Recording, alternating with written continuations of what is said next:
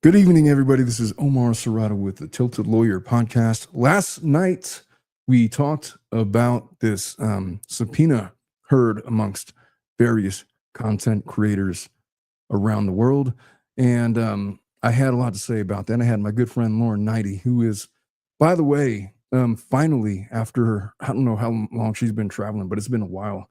She was filming some stuff with Andy Signor up in his Florida residence earlier today, and she was going to join, but she is passed out. She is asleep, thankfully, hopefully on some really strong gummies.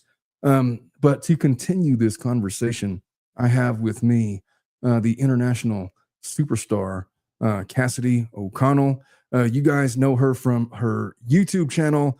She has this magical, smooth as honey, sharp as a scalpel, broadcast quality voice. She's oftentimes been accused of voicing over AI, which maybe she does or maybe she doesn't, but she's going to be gracing the airwaves on this channel tonight. And in conjunction with her, we're going to have with us the other international superstar, Leanne Newton, who has herself been covering this case lively via Baldoni, via her ex, via her YouTube channel, and various other outlets. She's been on my live before. She was live the other day with Cassidy O'Connell, talking about this subpoena and other things. And she has done some work behind the scenes to try to marshal everybody together and to formulate a response. And without further ado, I introduce both lovely young ladies. Welcome to the stage, Cassidy O'Connell and Leanne Newton. How are you, ladies? I hope you guys are well. How are you guys doing tonight? What an introduction. I have never felt so fancy in my life. Well, it's all about fancy over here in the IE. I have never ever used an AI voice, just so you know. No, you just have one by default, which is cool because it's like you just have you have a voice over voice where you could like read audiobooks, you could like do commercials. I have one actually. I have read one. I'm aware. I'm aware of that. You could literally be like the voiceover in like Waze or something, Google Maps, like the lady that tells you where to go that I usually silence. And Leanne Newton, how are you doing this evening? And well, this morning for you. This morning, yeah. Hi, I'm all right. I am tired, but I'm doing really well. Yeah, just so everybody knows, what time is it for you over there? It's 5:20 in the morning, but it makes no difference because I haven't actually been to sleep yet. Well, that would make a difference to me. If I'm, you know what? If I'm 5:20 in the morning and you're talking to me, I'm not responsible for what comes out of my mouth. Just be aware. Oh, well, yeah, no, honestly, I was going to give you that warning, but as soon as you've already thought about it, I don't have to say it. Yes, no, I've been there. I'm long past my, my all-nighter days. Like when I was in law school, you get like 3 hours of sleep if you're lucky. Oh, and yeah. Then, just I know what that's like. I don't got it in me anymore. If I had to do it over again, I'd do something else. That's what I always say. Well, I'll tell you. Oh, go ahead, Leanne. No, I was just going to say, it's kind of the choice I made. I'm following an American lawsuit. Yeah, I was going to say that. Yeah. You're American now. You're going to have to move over here. Yeah, you're going to have to tip me off to some lawsuit over in your area so that I could, so the roles could be reversed. Oh, and yeah. I will be. Yeah, something will be coming up, won't it? It'll be Russell Brand, I think, is going to be like a big one. Yeah. I got to cover the Russell Brand one. Yikes. Yeah. But that's another discussion for another day. We're here to talk about how Cassidy O'Connell is fighting back against what I have deemed to be a frivolous subpoena. Now, look, I'm unbothered and I'm really unimpressed by what they're doing. It's really just a big nothing burger for me, but I'm also not the one that's been subpoenaed. And, I spoke at length with Lauren, and she was like almost apologetic for like ever saying anything of merits on this case. And the off chance that it led to this subpoena. Am I doing something wrong? We had that whole hour, 15-minute discussion. If you guys haven't checked it out yet, we were live last night. It's still up. Yeah, it's going to be up forever. Yeah, I saw you guys in the chat. I got something wrong. I thought that Leanne had written the motion that Cassidy was reading on her live last night. And then I wasn't corrected until like later on in the show. It's like, hey, guy that doesn't read his comments. I wrote that. It's like, oh, I'm sorry. My sincerest apologies. I didn't know. It's like, that was 4 days and nights. Leanne did add like 3 or 4 parts that I had missed that were brilliant, and she did read it over for me and stuff. And Yeah. it was really I did do. I mean, Cassidy did all the legwork and everything, and you know there was a template, so there really wasn't much more for me to add. Yeah. Ashley's, because I mean it's out there that I did work on Ashley's. Ashley's I did a lot more for because I had to. We argued both the American law because of Google and then the Canadian law because of Ashley. So, you know, I added a few bits in on the American side, but all of the Canadian stuff I put in as well. And yeah, Isn't it funny how like all of this international law really all leads back to the Magna Carta, like literally. Yes. Yeah. It's just a trip. How like So it's really not so different, you know. Yeah, it's not different, Not, and it just speaks to how unevolved we are with our and it laws goes and our back to ways. Roman Yeah. law. I was doing a bunch of research For about sure. I was just having this discussion with my associate or my paralegal the other day about like she was all fearful that AI was going to take over things. And he's like, hey, AI, come, give me a break, man. If you listen to like all of the drama that was going on, just read Shakespeare, like read all of the stories that came out of the Roman Empire, read everything that came out. Humans have been worried about the same shit for like 6,000 years. And now we got AI, we got more advanced technology.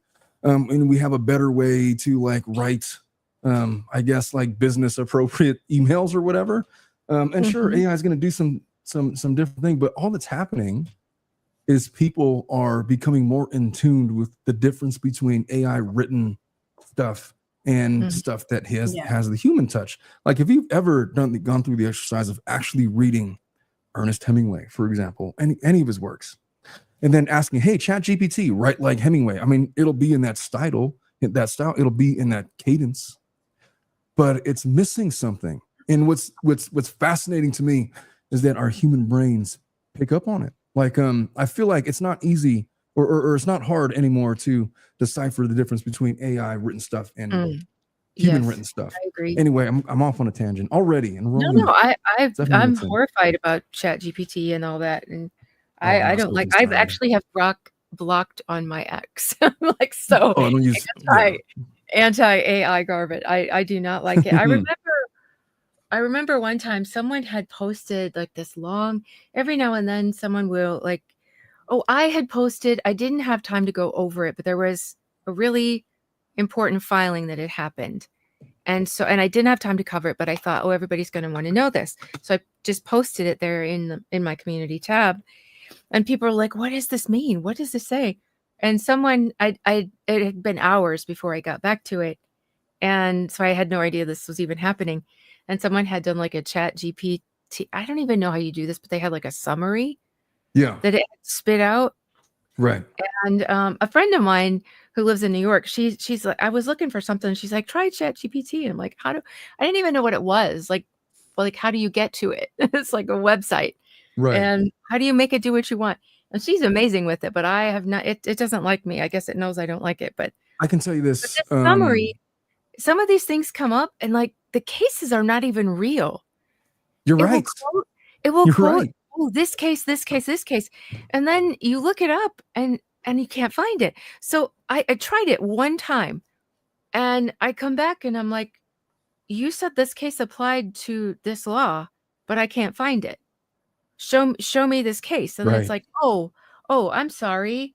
It doesn't exist. And it was the whole thing. It had it all laid out like a real citation. And it freaked me out. And they had posted like 3 or 4 and none of them were real. They sounded so good. It even gave the argument of what this case showed. I looked them all up because I like to read when I get a citation. I want to read the whole case. I don't want to know the little bit of decision that you pulled out of it. That's more than most lawyers do. Most lawyers just read the briefs. They don't even read the cases. I'm a little bit of a psychopath. So anyway, I wanted to, I didn't, and thank goodness I didn't just rely on what they put out because not one of those cases was real. And I'm like, where did you get this? Yeah. Well, let me tell you this, Cassidy, never lose that quality about you, because one of the things that why you have like 16,000 subscribers is because your research is impeccable. and you never put anything on your channel that hasn't been researched, even if you might be wrong about a legal argument, or we might always agree on your legal arguments. The facts that you bring to the case are spot on. Like it's impeccable research. I'll tell you this: the danger with AI is that it makes people that don't know what they're talking about dumber. Because it's like you're telling Pinocchio that Santa Claus is real and there's a blue fairy and you can make wishes. It's like, really? Where is this blue fairy? And they don't know that it's not a real thing. And like lawyers at least have the ability to like decipher between real cases and fake cases, or they're supposed to. Some of them are too lazy to even do that. But non-lawyers will take that stuff. This sounds amazing. I'm going to totally win the case with this argument. They'll go in a case and like, hey, what is that case again? What's the citation? I'm not finding that. You know what? That's not real law. That's not real law. And they're learning about that when they're trying to argue it. It's just, that's the danger. Anyway. Yeah. To get off the tangent, the motion that you produced, Cassidy, was spot on. And all you really needed to argue, the biggest issue is the obvious one. Why in the hell are you after Cassidy O'Connell? And what is her involvement with the case? Okay, so you think that she might have been paid by the Wayfarer parties. Give me an offer of proof why you think that. Yeah. Because if that's the case, why Cassidy O'Connell? Why not a million other YouTubers that have been covering the case? There's 16 specifically. Like, why is it we haven't found them all yet. Yeah, right. And they're asking for an over breadth of information, IP addresses, email addresses, home addresses, contact information, bank accounts, and they try to justify, well, we're not asking for any communications or anything like that. We just want in this first step. You got to get this, because once they get over this, then they will. Exactly. And they're trying to they're telling people that, oh, well, we don't really want this. I'm like, don't believe that for a second. They can't access those things yet. But once they get this first one, that's what they're going for. They don't want my bank information for no reason. Right. If I was Friedman, if I was the judge, I would ask them, give me an offer of proof. Why do you think that she is financially involved with a smear campaign? Exactly. You're not allowed to just fish. Did you have, you've conducted extensive discovery at this point. Give me one communication from Wayfarer or the Wayfarer parties that identifies this individual YouTuber. You've identified 16. What was your criterion for identifying? Because what was the criteria? Why? As far as I'm aware, there's more than 16 that have been covering this case. Exactly. Did they subpoena Perez Hilton? I want to say he was the other big one. They've been trying to. Isn't he in Europe right now or something? I don't know where he's at. He was in California. Some people are excited about it. I'm like, have mine. You can have mine if you want one that bad. Just take it. You can have it. Hey, Leanne, how does it work where you live, the subpoena process? Like, what would this be a viable means? Like, well, how does it work where you're at? Like, what are you used to when it comes to subpoenas? It's largely the same. I'm assuming you're talking about domestic subpoenas. Yes. Yeah, so it's the same thing, process servers, etc. We summons more than subpoena. Yeah. We don't sort of subpoena for document production and everything. We just kind of make a request, really. Right. But yeah, and if we want someone, because we don't do depositions except for extremely rare situations. But really, yeah, really, like we just see them as I'm assuming. I mean, I look at it and think you're just billing someone for, for like to ask them questions. Well, no, here we just get them on the stand and have it out there and then without the rehearsal. So is it that you get subpoena power upon the filing of a lawsuit and then you're able to subpoena folks, or do you have to get approval from the court? No, you can get subpoena power upon the filing of a lawsuit. Okay. Yeah. So I was trying to outline yesterday for Lauren like a step-by-step process of what she can do. She got on this idea that she should send a letter to the judge like, you could do that, notice of intent or whatever, fine. But first step first step is you should probably try to meet and confer with the law firm and ask them what you guys want. And I have to believe that, Cassidy, you've probably already done that, correct? Could you say that again? I'm sorry, I was texting Like- my fancy New York friend. How dare loves you? your voice, No, by I'm the way. kidding. Oh, thank you. No, I was asking, have you tried to meet and confer or have communications about what the subpoena is all about with the law firm itself? With Ezra? Oh, heck no. Yeah, Oh, because heck that would no. be step one. No, because I've heard what she has to say.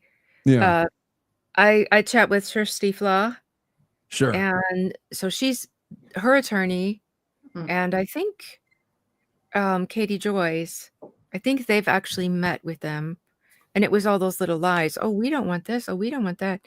Yeah. And from what I understand, they're not being very cooperative about narrowing the scope. I don't want the scope narrowed. I want this thing gone because it's wrong. Yeah, we're not going to narrow anything. Like, look, tell me what it is. Tell me why it is that you're Not asking me. for what you're asking for. And why are you not getting this from Wayfair? Yeah, You I can think, compel this from Wayfair. right. You have all the chances in the world to do that, and you've got a judge that's bending to your every whim.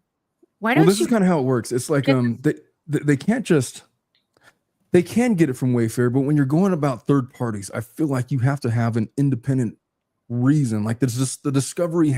If you're going to subpoena third parties, the discovery has to lead you there. And so the question is, what evidence? What led do you you to have? me? Because there Yes. is nothing. Right. There is absolutely nothing. Which is why I was telling Lauren, look, I ain't giving you jack shit until I am compelled to do so, Exactly. And because it's you've gone through the due diligence of proving that there's a reason why. yeah. Show me why you think that I'm involved in any of this. Yeah. Which kind of brings me to my next point. I think that they know. They know. It's not like they don't know this. This is like elementary subpoena issuing, you know? Right. Most of the clients that I have, they don't have just unfettered access to subpoenas. Like they do, but it costs money to subpoena folks. It really does. To the extent that you're requesting business records, that could cost money. Like if you're requesting a police officer to testify at your evidentiary hearing, you're going to have to pay for their daily wages.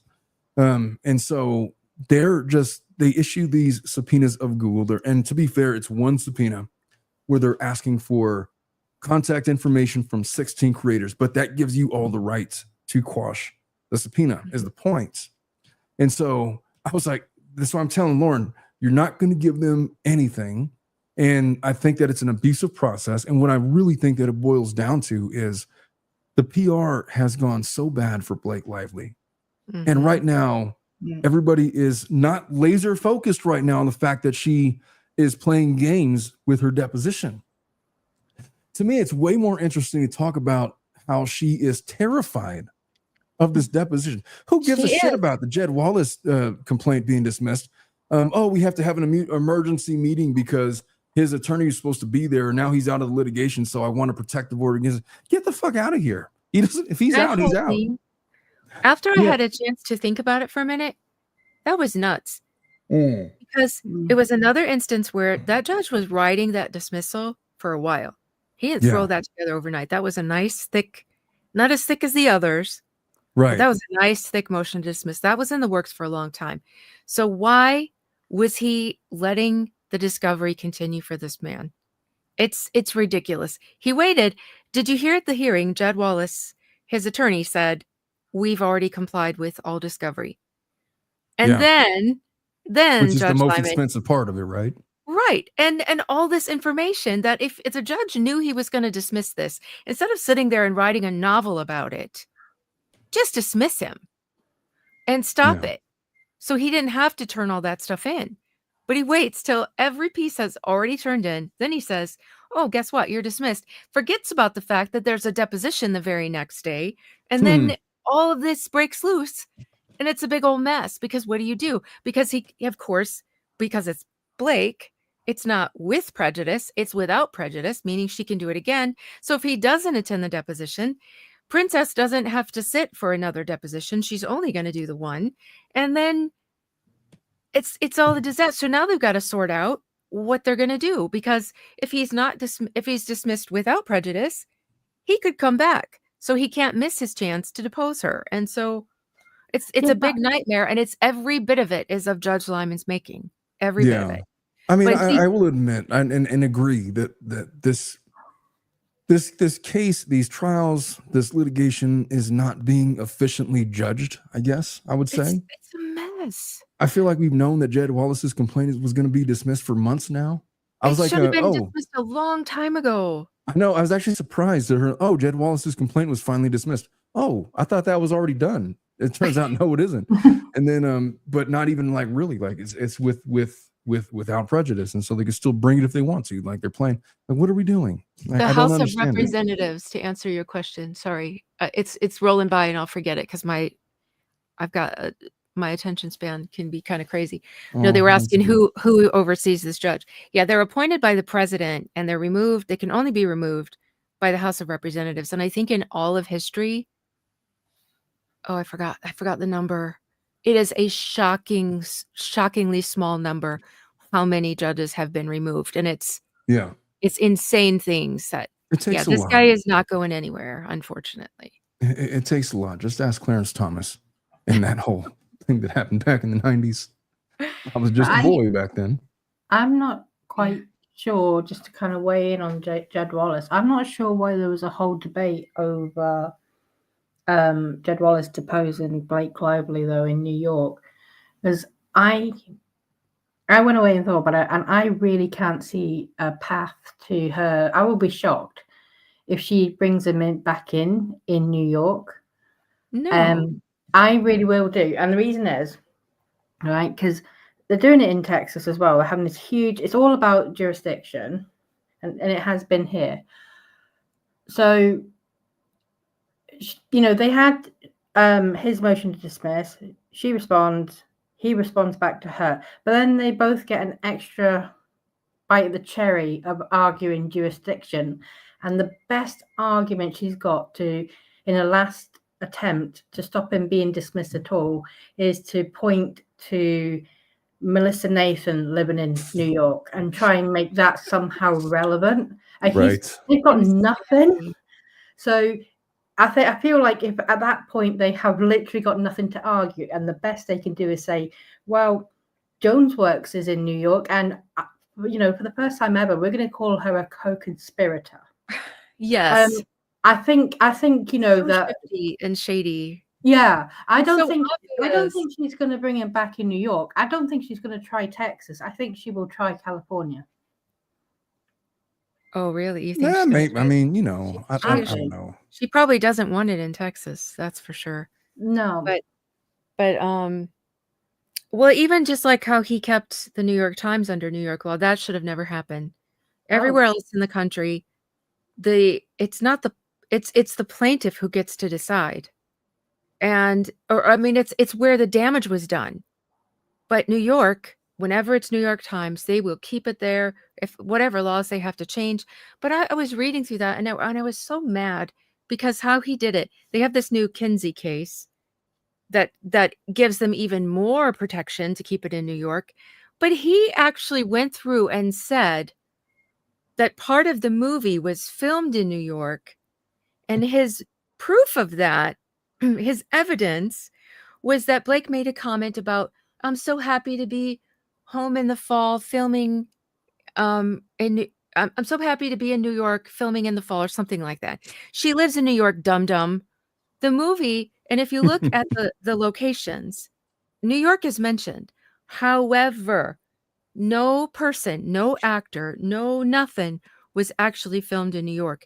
There are a few scenes that it shows like a background scene, and then it cuts to them acting, but none, the cast did not film 1 second in the state of New York. Can I just jump in a second, because we've got some breaking news. It was just stretching. Oh yeah, you got breaking news? Here we go. Yeah, 20 ex-users have now been subpoenaed, and one of them is Spiritual Shift. One of them is what? Spiritual Shift? Spiritual Shift? Who's that? She's an immigration lawyer, I think, from California area. Or I'm not entirely sure. I've also seen Texas as well. 20? So we're now to 20 TSS. subpoenas, or 20 content creators that are 36. I hope. Did I get one for X too? Because I got an X account. I better check my email. you know, at first I was kind of offended that I didn't get a subpoena, but now I kind of feel like I know why I didn't get a subpoena. No lawyers seem to have been subpoenaed at all. Yeah, I mean, it's harder to. I mean, there's the one aspect of it is like, obviously, I'm not going to give you in. I ain't giving you jack shit. I will file a motion to quash. I will file a motion for sanctions. I will make your life hell. I will request a deposition of Ezra herself. I would demand to see the records or the offer of proof of why you're somehow looking into me. I have no knowledge of any of these people. But anyway, aside from that, is I feel like maybe I try to look at it a different way. Maybe it's because lawyers mostly just focus on, like, to be honest, I've never seen this movie. It ends with us. I've never seen it. I've never watched it. I probably never will. I've never read the book, obviously. I've strictly focused on like the objective legal analysis of that. Maybe that's why they're leaving attorneys alone with that. But they're focusing, I feel like the stupidest thing that they did was they're looking for financial ties, but then they subpoena a YouTuber whose channel is not monetized, that has 38 subscribers or had 38 subscribers at the time of subpoena. So that can't be the reason then, right? And so then what are we doing? Rule 45 should apply. And this is nothing but X, right? What happened? Is X monetized? I wouldn't know. I have an X account that I don't use. You can get monetized on X, but it is incredibly hard. The spiritual shift. She's covering Justin V. Blake, a lawyer, viral takes, trending legal pop news, public info, not legal advice, featured in MSN, IMDb, Newsweek Plus, etc., etc.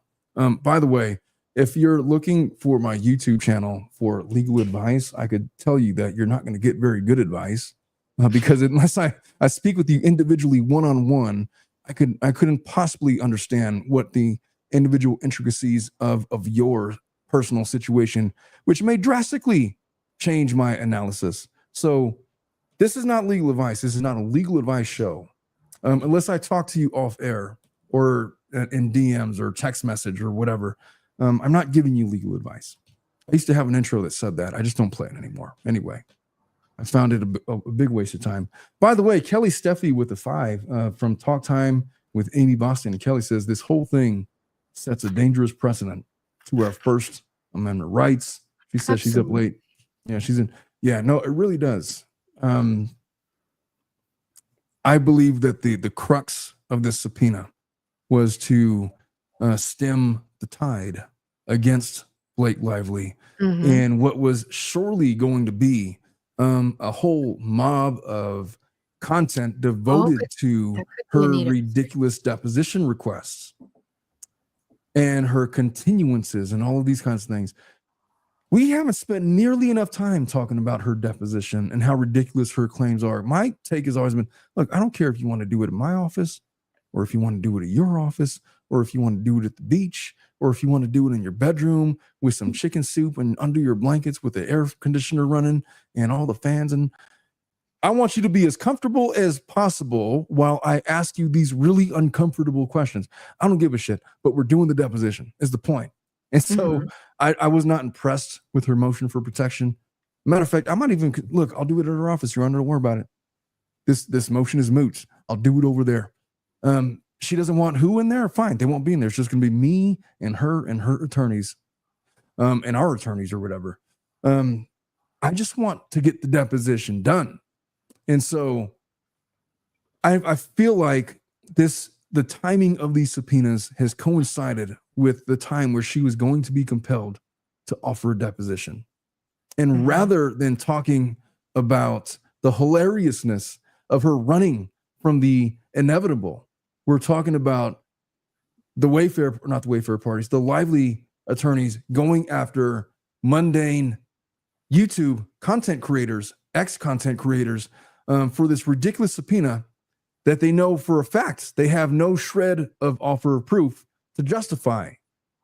And so when I say the meet and confer process, and we know that they've kind of just given you guys the runaround, And then the notice of intent, like Lauren has done, and that's fine, but it's not necessary.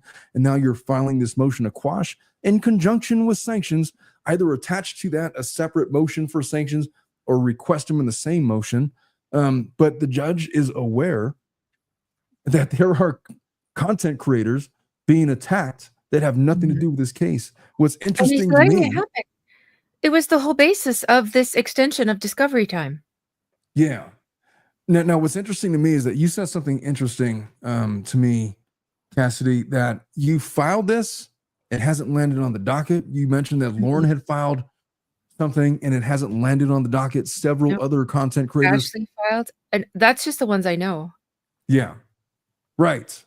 And so none of those have landed on the docket. My take was, look, I don't know if that's like the judge just not wanting it on the docket to preserve anonymity of the creators, or if it's, some other noble purpose, or if it's a nefarious purpose, like he's not going to entertain these. We don't know who you are. Identify yourself, or I'm not going to entertain your motion to quash. It's not going to land on the docket, whatever. As long as you get the thing filed by July 31st. Yeah, I just need my stamp. But then you told me I can actually go to the courthouse and get it stamped, right? 100% you can. I would go down there and demand to get a stamp. And I'm putting it out there for if anybody who has a subpoena, email it to me, get it to me somehow. I will print it out. And if I can't, can I do for others? Or can I only do mine? You can only do yours. You can't represent other folks and file things on their behalf. Okay, I thought just like a messenger sort of thing, not like filing on their behalf. No, you cannot. Okay, all right, guys, sorry, can't do it. But there is, an attorney could represent multiple people and do it on their behalf, but like a lay person could not. Okay. And so, which brings me to another point. Does it have to be an attorney that you've hired, or can it just be an attorney that's in New York? If you hire the attorney for that purpose, they can do it on your behalf. Okay. But maybe under the limited scope of filing documents in New York City. You know what I mean? Mm-hmm. Not representing you for the case, representing you for the purpose of filing these documents. Just for the purpose of filing. Yeah, which, but courts are finicky. If you try to file it in person, clerks, like honestly, I practice in California. It's different in Riverside County. It's different in San Bernardino County. It's different in LA County. San Diego County has their own rules. The Second Circuit has their own rules that are different from the Ninth Circuit, which are different from a lot of different things. And so you just got to inquire with the court directly. But if you have somebody that you want to file a bunch of motions on everyone's behalf, then get an attorney down there and you want to file on a person, all they need is the stamp. It'll get in there. And then at least that way it'll calm your nerves that, hey, I filed this, but it's not on the docket. Yeah, but you got the stamp. You're good. And just sitting here waiting and hoping this judge that I'm sure is not thrilled with me. Well, I think he wants to he does not want to be bothered with this, I'm sure. Right. I'd imagine he's annoyed.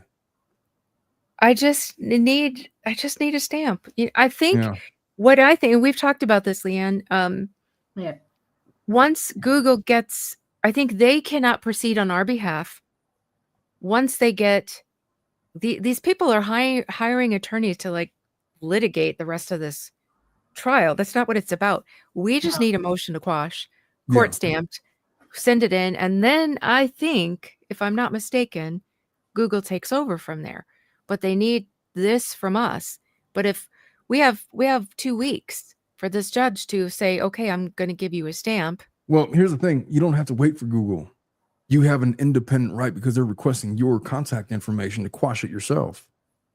You can't. You should not rely on Google to do it for you. They don't. Right. But I'm hopeful that it will get quashed. But I have no high hopes in Judge Lyman. I honestly don't. Yeah.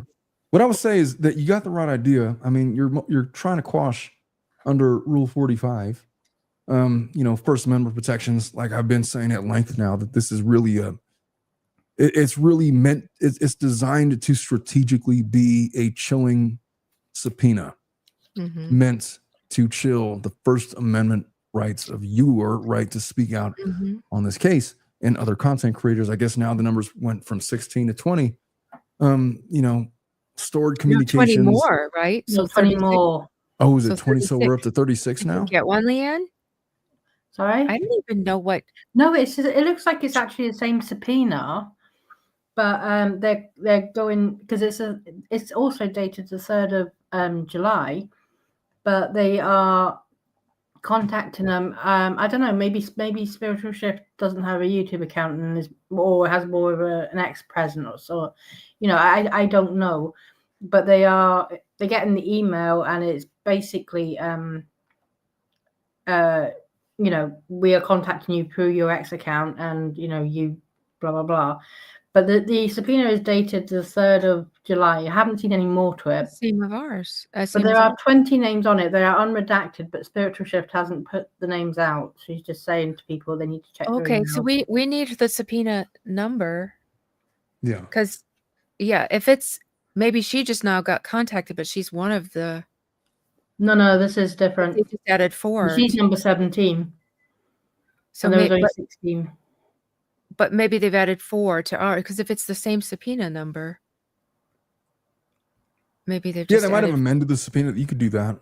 I got to get to some of these super chats. Darren with the 10 says, I wish to send you some love and support because if there's one thing I cannot stand, it's witnessing good, decent human beings subjected to the whims of narcissistic, megalomaniacal chicanery.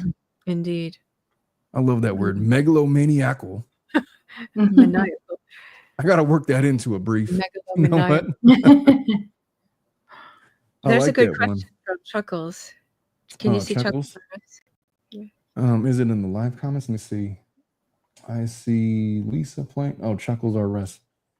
Can you please explain who and how it is possible that something will not be visible on the docket, but it is filed?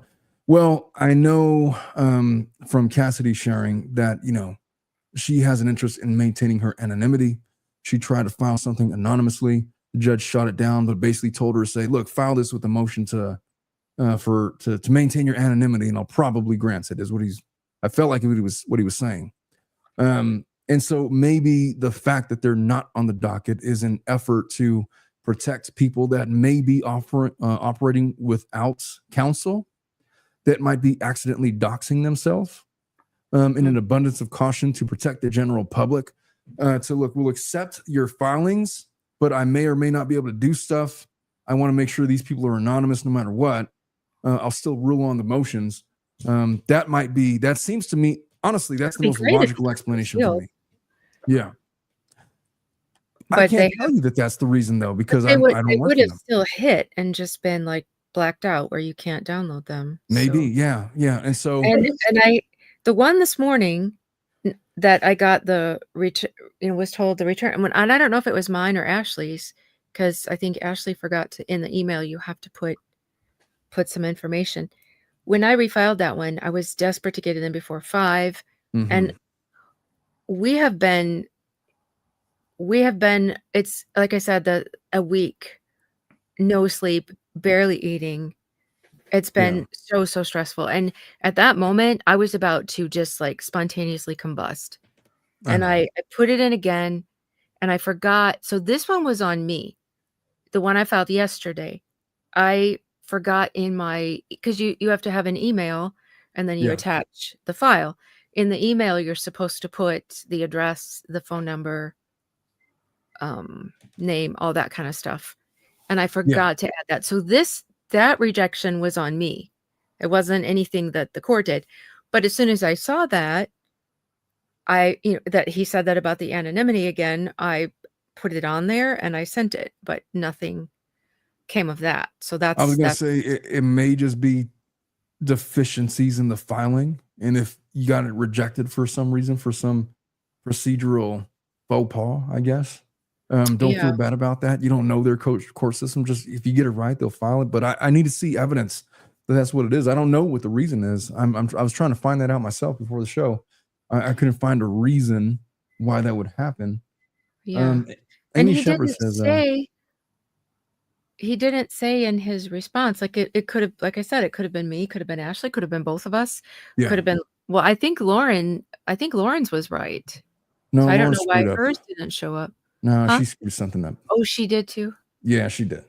So, I mean, a lot of it could be that we're doing something wrong. That might be, yeah. But I would say, Solace, is you guys are doing the right thing. You guys have until the 31st to get something filed. We're 2 weeks out from that, and so you have some time. You don't have a lot of time, but you got some time. Yeah, you got enough time to screw something up and fix it, though. You know what I mean? Yeah. Amy Shepard with the 5 says, I feel the outcome of this case could set the foundation for future cases in ways we never imagined when this all started. And I've been saying that from the jump. I was like, nobody gives a shit about the sexual harassment aspect of this case. There's Not nothing even there. Blake cares about that. No, she doesn't. She doesn't. You can say that. Yeah, but this, to the extent this is a smear campaign, that this is a lawsuit that is going to govern the way that public relations in the media for famous individuals is going to be dictated to for years to come. When people talk about this case, this is a case that's going to be studied by future 2Ls, 3Ls in America about entertainment law issues pertaining to public relations, what you're allowed to do, what you're not allowed to do, how you're allowed to interact with other media outlets, how you're allowed to conspire or not conspire against certain individuals. Not only that, we're talking about like the Me Too movement is implicated here because of 47.1. We're not talking about that anymore because we're not distracted by it because Baldoni's cross complaint is done. It's about their ability to file frivolous lawsuits and obtain subpoena power to launder evidence that was illegally obtained. Right. If Friedman doesn't do anything about that and it's motioned for him to do something about it and he does nothing, that's going to set one hell of a precedent nationwide. Exactly. He has to do something about it. That's what I said. This is a dangerous precedent and women will be the worst ones to suffer. Yeah. We're the ones stalked more often. I mean, if you can use that to find someone, access their phone. Yeah. No, 100%. Our whole lives are on first of all, you're on the right track because this case is, I don't think people understand how influential this case is going to be moving forward. This is not the same thing as Depp v. Heard. Depp v. Heard was like entertainment and these complain and it's Johnny Depp and it's Amber Heard and there's a lot of entertainment value, but there's some real legal precedent that is at issue and this here. is in a federal court. Yeah. But not only that, I don't think that Blake Lively understands the damage that she's done to the Me Too movement and to women who are victims legitimately. That will not be believed. That will not. She's trying to present herself as like this champion of women's rights. Fuck off. What she really represents at this point to me, and it's funny because I was on Colonel Kurt's show yesterday talking about this, about the damage that the Me Too movement has done. The fact that Blake Lively is positioning herself as this champion of women's rights and victims' rights and all of that is setting women back generations. Because it used to be, I mean, it wasn't that long ago, like 50s, 60s, 70s, and 80s, where it was basically legal for you to be married to somebody and for them to be intimate with you without your consent and be perfectly legal. That's literally a law that has not come out, not been changed really. So I think that there's some states that have gone past the turn of the century before they started making amendments to that law. But this country has a long history of vilifying victims of SA and SH. And for her to, on the strength of, to implicate, number one, to wear the cloak of the Me Too movement, to wear the clothes of a female victim of misogyny and SH, as she's claiming, to have it be frivolous to the degree that it's frivolous is an outrage to genuine victims of those types of crimes everywhere, including the clients that I represent. I cannot tell you how many people come to me and they sit in my office and they talk to me about how they feel that they have been genuinely assaulted by Blake Lively. Wow. Straight up just offended by Blake Lively, by her trying to put herself in a position that they involuntarily occupy. Victim of domestic violence, victim of sexual assaults, the victim of sexual harassment. You know, the reason why 47.1 exists, and I know it's been weaponized in this case, but the reason why it exists is because there's a long and rich history in this country and really internationally about men in power taking advantage of female employees and coercing them into sexual favors. Mm-hmm. You want your job, then do this for me. You want an employee, or you want a promotion, you know what you got to do. Mm-hmm. And you're going to shut up about it, or you'll be done. You'll be fired. And nobody's going to believe you. They're going to believe me. Oh, you're going to sue me? You know what? Defamation. We're going to discover her to death and run up her legal bills to the point where she can no longer participate. That's what 47.1 was meant to protect against. Lively, oh, go ahead. Lively has forever bastardized it. Yes, before it had a chance. And that's what I couldn't believe when all of those people were filing all those amicus briefs. I'm saying, you don't want this to be the beginning of your law. You fought so hard to get this law. You're wasting it on this case. You do not want it attached to this because it's going to ruin it. And yeah, she's ruining it. It will always, a lot of people will always look on it with disdain because of that. But I do think there needs to be a caveat to the 47.1. I think it must require an investigation first. Just like how Blake was offered she could have had an investigation with CRD. She could have had an investigation with EEOC. EEOC, yeah. She could have had one arranged through SAG-AFTRA. Yeah. She turned them all down. Then Wayfair finally gets one going. She has a fit about it, doesn't want it to happen. To me, that's a huge red flag.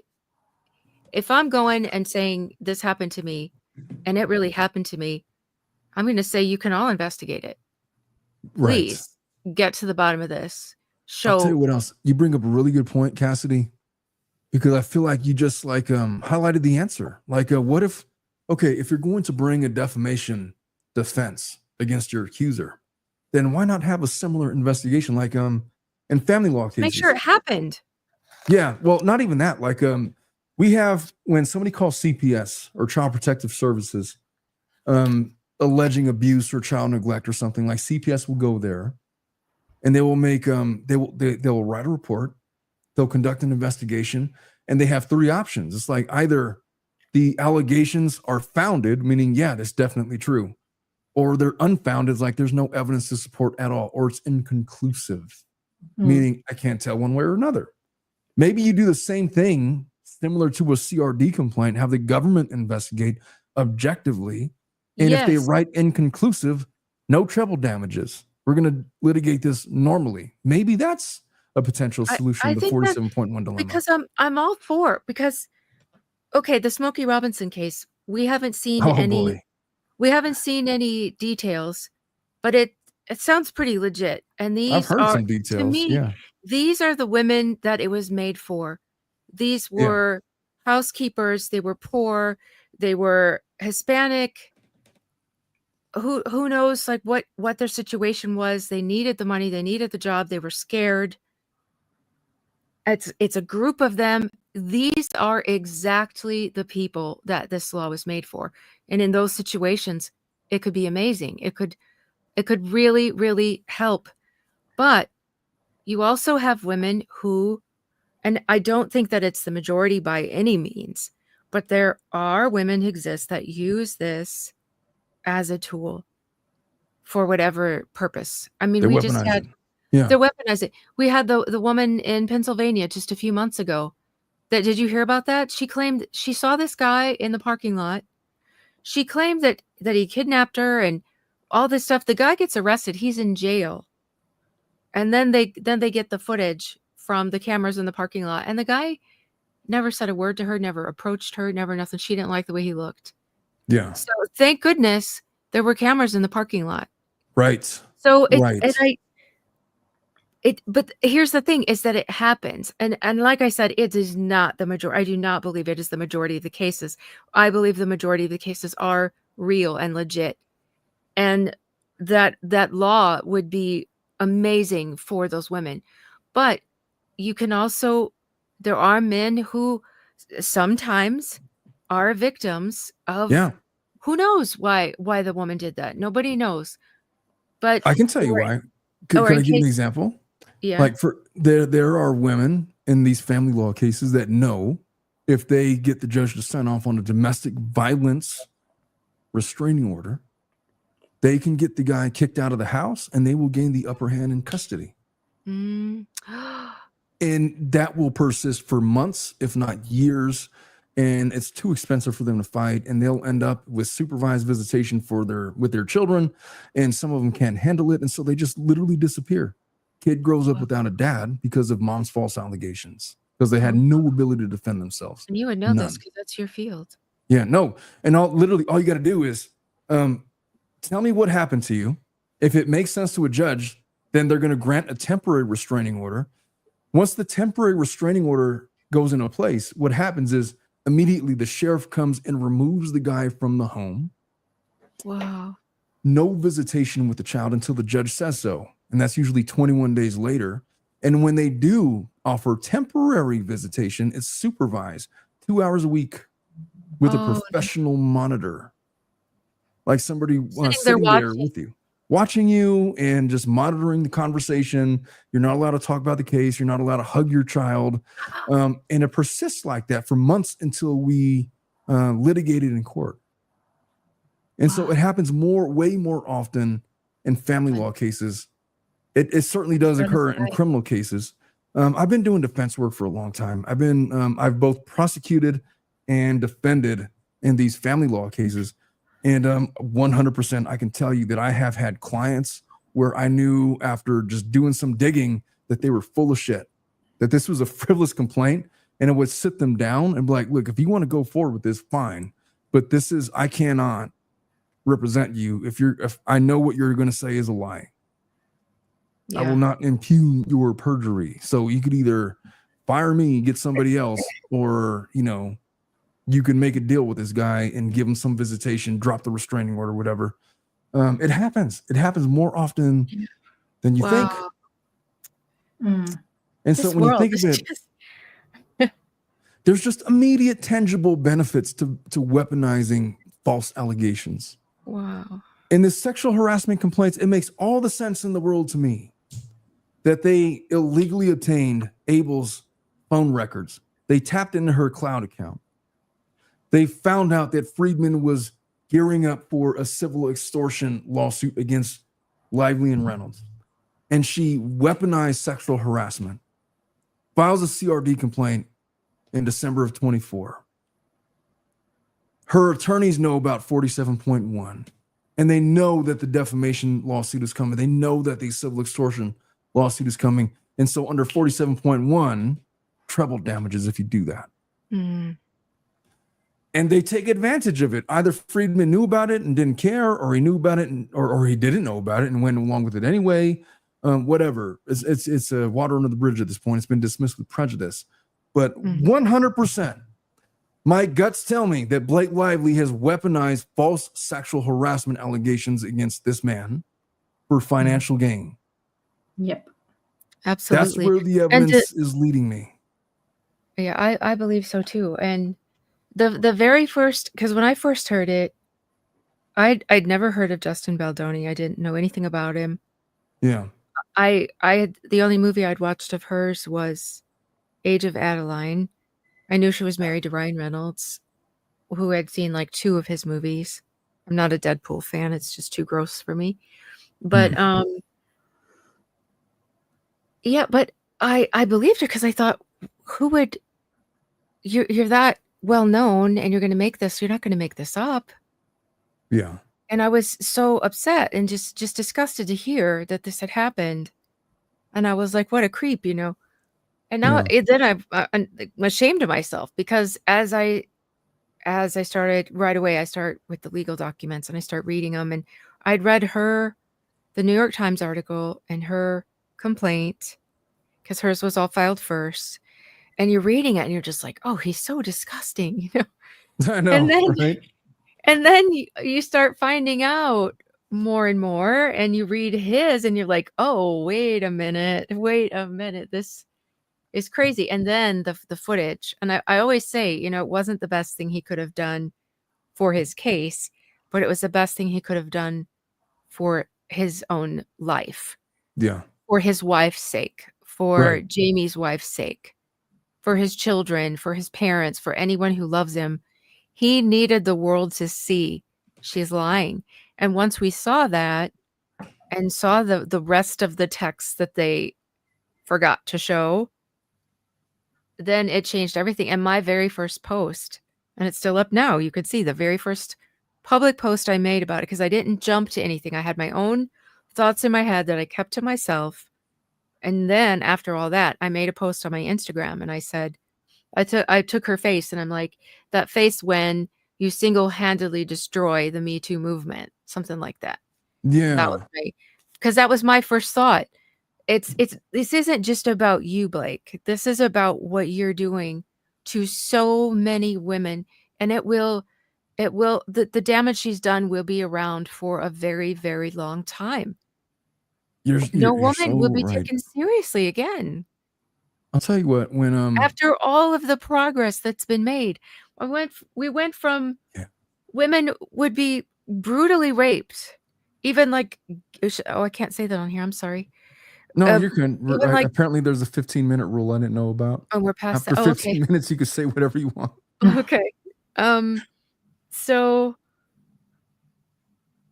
even if it's like a gang of them, and she's testifying, and it would be called into question where she was. Were you at a bar? Oh, it's your fault. What were you wearing? A mini skirt. Oh my God. You know, there were so many reasons that it was the woman's fault and she wasn't believed because she was always asking for it.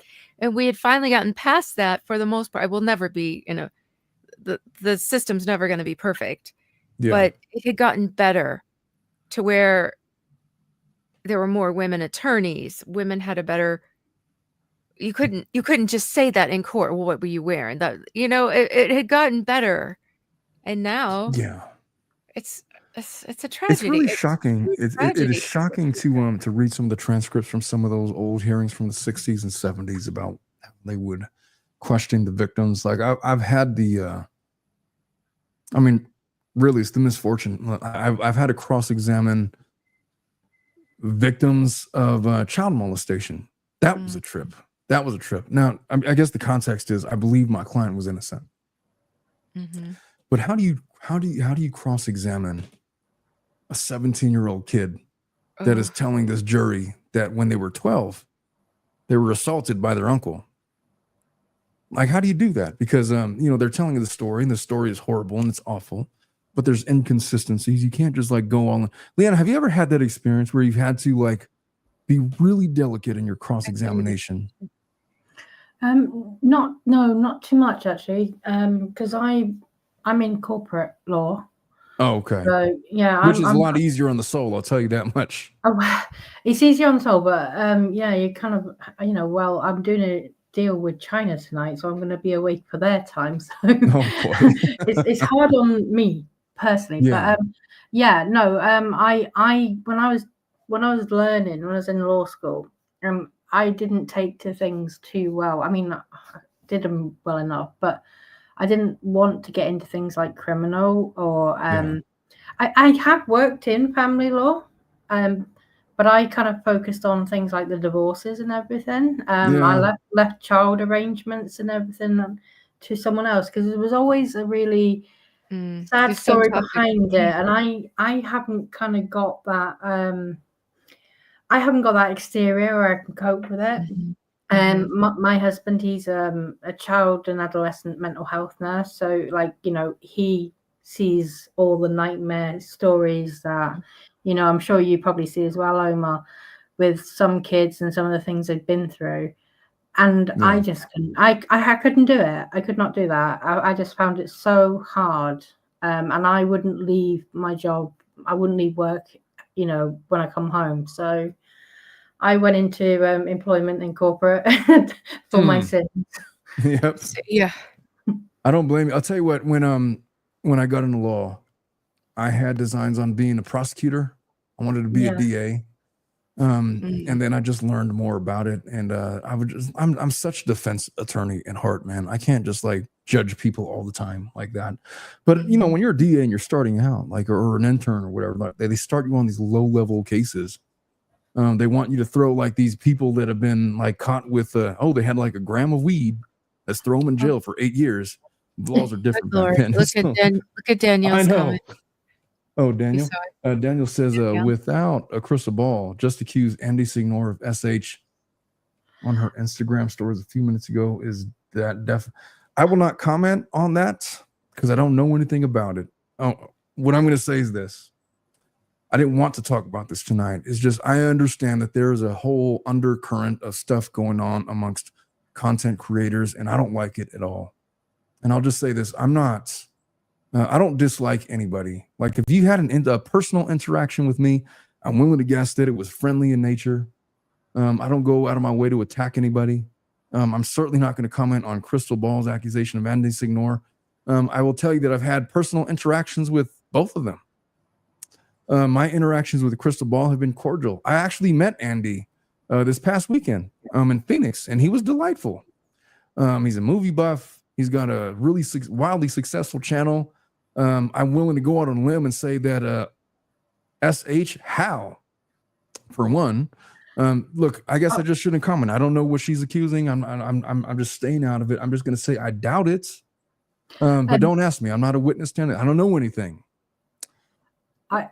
I actually do understand what this comment's about. It's not about, she's not accusing him of SH and her. It's something years ago. He was falsely accused and he's been exonerated for many, many, many years. But she has chosen to dig this all back up again. So no, it's not true. I know, Jen. She says staying out of it, but still comment, Omar. I know. I can't help it. I mean, it came up in the chat, and so now I'm commenting. Look, if he's been exonerated, then it's over and done with. Then he's answered whatever questions he needs to answer. I don't know anything about Crystal Ball's beef with Andy or accusations being made. I know that there's a lot of content creators that are fighting behind the scenes right now, and I don't like it. You know what? I'm not one to throw fire to drama, and if you guys are doing that, look, I'm not going to take sides with anybody. If you guys deal with me, I'll deal with you straight up and honestly. Right now, we got a big enough enemy. We don't need. Yeah, I know. We got there's bigger fish to fry, man. They're than these internal dramas, and so yeah, I'm not for that. I'm not for whatever drama's going on behind the scenes. I stay out of it. If people contact me directly, I'll speak to them directly.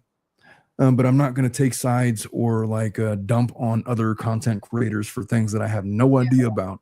Never been my style. I'm not going to start now. Smart. That's all I have to say about it. What else? What were we talking about before that thing? You were talking about being a defense attorney that you had first wanted to be a DA, but then but your thing. Gosh, I learned examining the evidence of some of these claims that holy shit, these ladies are lying. They're fucking lying. This kid is facing 22 years in jail, but she's on surveillance camera, doing all of these other things. It just became a real look. I wrote when I was in law school. I wrote a paper about expanding the 8th Amendment to expand the death penalty to include violent rapists, not resulting in death, and child molesters. I was like, burn them all at the stake. I had no idea until I started practicing how prevalent false allegations were. I can't even begin to tell you the percentage of allegations that were brought to the DA's office that just didn't go prosecuted because the evidence was ridiculous. And so it is just more of a problem than you could possibly imagine. And it makes sense because, either it's buyer's remorse, either it's I don't want to get in trouble because I got caught doing something I should have been doing. Or maybe it's I just didn't like the guy. And you know what? I didn't consent. I wouldn't have consented if I was in my right mind. You know what? That guy he's not within my league. And so therefore I was raped. I must have been raped. It's the only logical conclusion, right? But then there's genuine people that were actually victimized. And the funny joke is that the ones that are genuinely victimized are least likely to come forward. Yeah, I believe that. Because of actual genuine trauma, because of the psychological discourse, because of all kinds of things. When you say it out loud, it's real. Yeah. And I've lived it. It's like, I've looked a kid in the eyes who's been falsely accused, that's facing years of prison. He's like 22 years old. They want to put him in jail until he's in his 50s. And he's been falsely accused. And I believe he's falsely accused. And I've dealt with the pressure of having to represent this guy, knowing that if I fail him, his life is gone. It's over. Done with. Done. Finished.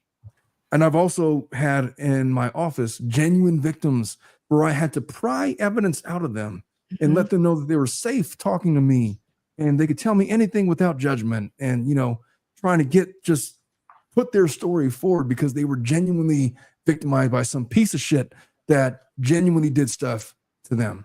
I've been on both sides. And so when I evaluate Blake Lively's case on its merits, it's get the fuck out of here with this. What are we doing?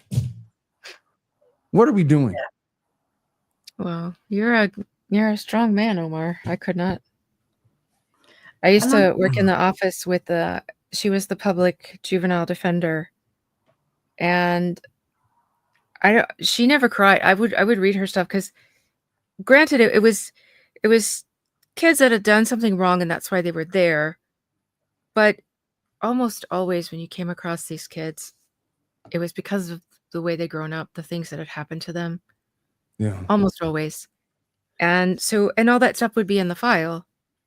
And I would be sitting there crying. She never cried. When she would see me cry, she would just she would start like blinking and chewing her gum extra hard. So I know she was feeling it too. Yeah. But she was tough. But it's buried so deep into her subconscious, you know, in this protective compartment in her soul that she doesn't want to let you into because it's all she has. Yeah. Yep. Just put a little shell on. But I'm not going to cry on my stream. I'm not. Let's talk about something else. Okay. I got you know what? I have it in the we don't have to go through the whole thing, but I thought it was interesting. It's that not that I'm promoting what he did. I don't want to. It's the reason I put the story is because it's his subpoena was messed up and it was in Manhattan. Do you see it in? I can't think of it. Mangione? Is that how you say it? Mangione. Do you see it there in the slides? I put it on the presentation. Can you see it? Let me see. You know what? I just clicked out of it. Let me see. Let me see if I could find it. Was it this thing? Yeah. His case might get tossed because guess what? Chicken butt. No. Sorry. Every time I say guess what, that pops in my head. I'll never grow up. But it was all about the subpoena. That's why I wanted to mention it. So we don't have to read the whole thing. It's kind of long. You can just like flick through. But yeah, I saw it just before we were going live, and I'm like, oh, this is interesting because I didn't get to look up if that's the same courthouse, but it would be different because it's criminal. So I don't think that it's the same courthouse, but it is the same district. It's a federal charge. It's a federal case, isn't it? Oh, maybe. I don't know. Luigi Mangione has made bombshell accusations of misconduct of the Manhattan District Attorney's Office, which, by the way, is notorious for misconduct, which could have major ramifications in his murder case. Mangione is facing murder as an act of terrorism charges in New York for the shooting death of 50-year-old United Healthcare CEO Brian Thompson last December. He's pled not guilty, has spent the last several months inside the Metropolitan Detention Center in Brooklyn while his defense attorneys and New York City prosecutors prepare their case for eventual trial. You know, the lady that turned him in got fired like shortly thereafter. Yeah, I don't even think she collected whatever reward was supposed to. Oh, really? She was supposed to get. Yeah, they did her wrong. Well, now, yeah, because there's a lot of pissed off Americans with United Healthcare, as you might imagine. Yeah. Leanne, what's the healthcare like over there where you're at? She's in England. Come on. No. I mean, I'm not going to complain, right? Because I cannot imagine being really ill or needing surgery or having like a chronic medical condition where I needed, I don't know, insulin or, you know, something I really relied on regular medication, and having to worry about the kind of money that the Americans have to find. Yeah. Or, the whole insurance thing, like where, your insurance might cover the hospital, but not the doctor, and you're having to travel around to it's like trying to find all the pieces and fit them together. I think that is such head work. So we are lucky that we do have, obviously, the National Health Service. It's free, they've started making some things now, like, oh, we don't do that, like earwax suction and ingrown toenails, minor things, silly little things. You know what's funny? I'll tell you what, like, I literally went to the doctor's office because I'm trying to get a vasectomy, right? And they say, oh, you got to talk to a specialist about this and that. And I can't, but before we have that discussion, we have to get like a general health analysis or whatever. And that takes like a month. And then I get my general health analysis. Oh, you got to talk to this specialist about this and that. Fine. I still haven't had my scheduled thing. And it's all it is. Hey, just like 10-minute procedure. Make the cuts, But I mean, to be fair, right? Because we don't have to worry about all, like huge bills and how we go into the right place and all that. But we have to wait months, if not years, for some things like surgeries and to see a specialist and things. So it's a bit of a balancing act, I guess. I have heard you guys do wait a long time. A really long time. The average waiting list, like, because, like I said, my husband is, with the child and adolescent mental health service, who do things like assessments for autism and ADHD and all that. The average waiting list time at the moment for children to be assessed for autism is 4 years. Oh, that's terrible. And for adults, it's even longer. It's about 6. I will say that my daughter got treatment right away. Like, she was diagnosed just before her second birthday, and then she got treatment right away. Yeah. They catch it early now. But you see, my little girl has been waiting for to have her tonsils and adenoids out. She's had her surgery cancelled 3 times. She's been waiting since she's 5 now. She's been waiting since she was 2. She's had a surgery cancelled 3 times. One of the times she was actually physically walking to the theatre. So, yeah, but, we don't have to pay. So there's that. Yeah. But, we have... That's a good one, but the expediency is kind of problematic, Yeah, that's crazy. I didn't know you had to wait that long. I mean, you have the option of taking out private medical insurance, which will get you, I was going to ask that. Yeah, you see the same doctor, just in a different building, and you pay in excess, and you can see them next week.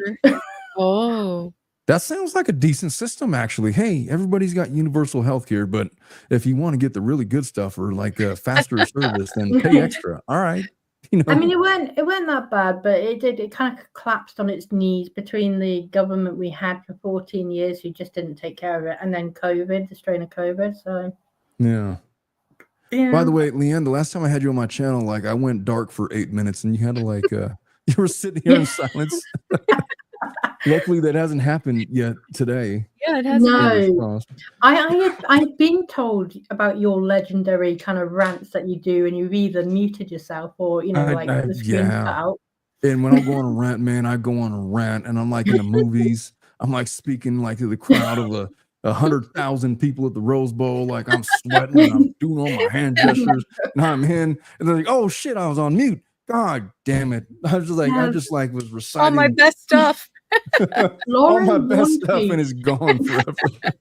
Lauren gave me a heads up, and I was like, when I went back to her afterwards, I was like, "Yeah, he was out. Like, it gone for nearly 10 minutes. Like, StreamYard had even kicked him out. He hadn't even noticed." When I get on a roll, I'm on a roll, man. There's no stopping me. I want to tell the chat, if you get too tired, I've seen the super chats going by. At the end, I'm going to go through and thank all of you. I can't highlight anything from my screen. Oh, I'm about to go through them right now. Cassidy, I've been waiting to do that, but I'm going to do it right now. You started it, and I think I interrupted you, and I feel bad because that's okay. Anybody's going to leave early if they're on Eastern time or something. Yeah, you were doing it. It made my interrupting big mouth. I mean, I'm trying to be polite and not interrupt my guests because I was once accused of not allowing my guests to speak. It's like, well, then I'll just let them speak the whole time. How about that? Was that So, me? that was don't you. tell me. I'll I had talk later. people say to me, "Oh, Leanne, it was great to see you on Omar's. You hardly said anything." I was like, "No." They're like, why are you going to have Leon on your channel if you're not going to let her speak? It's like, oh, I didn't know that I was. You know She's what? so polite. I do She the is same really thing when I have polite. her on. I just keep talking, and I'm like, oh, wait a minute, because she's I too am. polite. I You gotta am. talk I'm over me. British. I'm like, yeah, go on, you make your point. So, this idea, we all have to get this out of our head. It's not going to happen. It's not going to happen. He would have to No. voluntarily do it, and if he doesn't, it's Oh, yeah. next to The motion for impossible recusal? to Yeah. force him to. Cassidy's answering this question from Tess, who, thank you for the $2. Yeah, Says, can the creators make they're a motion for recusal? Yeah, that's not going to not be a gonna real happen. thing. Mm-mm. Yeah, I it's think it's the best thing to keep him anyway at this point, because if they're going to appeal, you know, you want the they've same got grounds for it. consistency. We're stuck with them. Yeah, it is what it is. We could end He's up with not someone gonna make a worse. turnaround and do better, and someone coming in is not gonna be able to catch up right, but he's making a great case for appeals, so I mean, I've seen judges have to catch up with a lot worse than this, but I'll tell you that's what, true. I don't think, but for the 12B6 rulings, he hasn't been egregiously bad. He's been pretty fair with his discovery motions. I can't imagine he's not going to quash these subpoenas or whittle them down to like bare bones. Like maybe just their YouTube names or whatever. Not even that. It's an easy motion to quash. I can't imagine you're not going to quash them. Well, I He's been pretty offered, fair and so far. for my alternatives, I'm like, Blake, pay for it. I'll take a lie detector test. Yeah, I'm not gonna travel for it, and I'm not gonna pay for it, but on I'll your do it. dime. That's exactly how that would go. Are I they have no considered reliable over there, lie detector tests? No, they're not really admissible in court, or they're not No, they're admissible not in here. criminal court anyway. You could bring them up potentially in civil court, sort of, kind of, not really. But they're not. I I don't know. also said I would do it ex parte.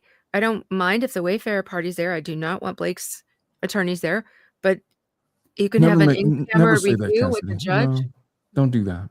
Don't do that. Don't do that ex parte. No, But I no. would do an I know you in-camera. would. I know you mean well. But You could do it in camera, just don't do it ex parte. okay. Yeah. Well, I just don't want Blake's But that was from the depth of your soul that you're trying to do that out of kindness. Just I'm I like, don't there's trust them. nothing Don't do here. that. There's honestly nothing here. Oh, I Oh, forgot you'd be to tell you, surprised. Leanne. I got some DMs today that fake lawyer cat on Reddit.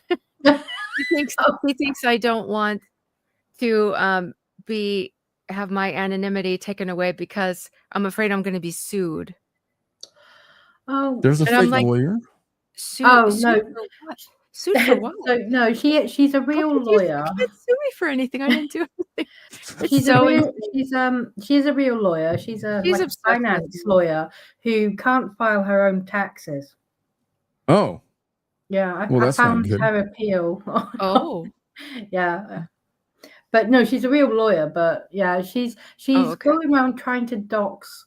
Is she still Got an though? issue with legal commentators who, like myself, like not actually gold, and people who don't want to give out all their information. And he goes around trying to dox people and dig their information out and just talking crap about them. She's awful. She's Could I just pro-libel. explain? If you are a doxer, you are a royal piece of shit.